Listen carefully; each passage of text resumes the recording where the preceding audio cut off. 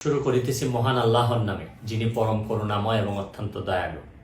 আপনারা যারা আমার ফ্যান ফলোয়ার আছেন, বিভিন্ন সময় বিভিন্নভাবে আমার উপর কষ্ট পেয়েছেন, তাদের উদ্দেশ্যে একজন সাবেক এমপি হিসাবে আমি দুটি কথা বলতে চাই। আমি আপনাদের এই সংস্কার, কোটা সংস্কার যে আন্দোলন, এই আন্দোলনে বা বৈষম্য বিরোধী ছাত্র আন্দোলন, এই আন্দোলনে কোটা সংস্কারের জন্য আমি সবসময় আপনাদের সাথে ছিলাম এবং এটাতে যারা আহত নিহত হয়েছেন তাদের পক্ষেও, এই বিচারের পক্ষেও আমি ছিলাম। কিন্তু আমার ব্যর্থতা হচ্ছে কি, আমি আপনাদেরকে বুঝাইতে পারি নাই। এটার জন্য আমি সম্পূর্ণ ব্যর্থ হয়েছি এবং আমি এই ব্যর্থ হওয়ার জন্য আমার যারা ফলোয়ার আছেন, যারা আমাকে নিয়ে প্রত্যাশা করেছেন, সবার কাছে আমি দুঃখ প্রকাশ করতেছি। আমি আপনাদেরকে আরেকটি কথা বলতে চাই।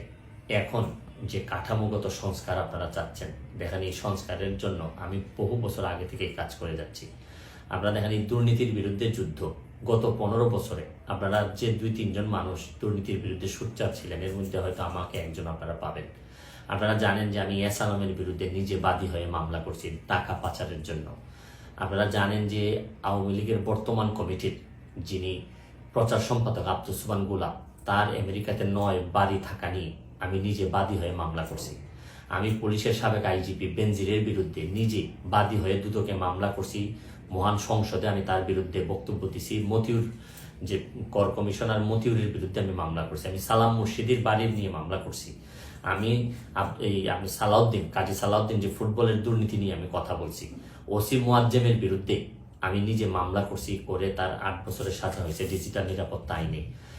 আপনারা জানেন যে জীবনে যত ঝুঁকি ছিল, আপনারা জানেন যে এই কোটা আন্দোলন শুরু হওয়ার 2 সপ্তাহ আগে আমি প্রেস কনফারেন্স করে বলতে বাধ্য হয়েছি, আমি জিডি করছি যে আমার জীবনের উপর হুমকি আছে এইসব দুর্নীতির বিরুদ্ধে প্রতিবাদ করতে গিয়ে। সুতরাং আমি এই যুদ্ধে সবসময় চেষ্টা করছি। এখন আপনারা যারা যে যুদ্ধ শুরু করছেন, ছাত্র জনতার নেতৃত্বে যে যুদ্ধ, এই যুদ্ধে আমি মনে করি যে দুর্নীতির বিরুদ্ধে যুদ্ধ, এই যুদ্ধে আমি আপনাদের সবসময় আমি আপনাদেরকে দোয়া করি যে আমি যতদিন আসি চেষ্টা করে যাব দুর্নীতির বিরুদ্ধে এই যে যুদ্ধ, এই যুদ্ধে সবসময় শরীর থাকার আমার জায়গা থেকে আমি চেষ্টা করব। এই বলে আজকের মতো বিদায় নিচ্ছি। ভালো থাকুক আমার বাংলাদেশ, ভালো থাকুন সবাই। ধন্যবাদ।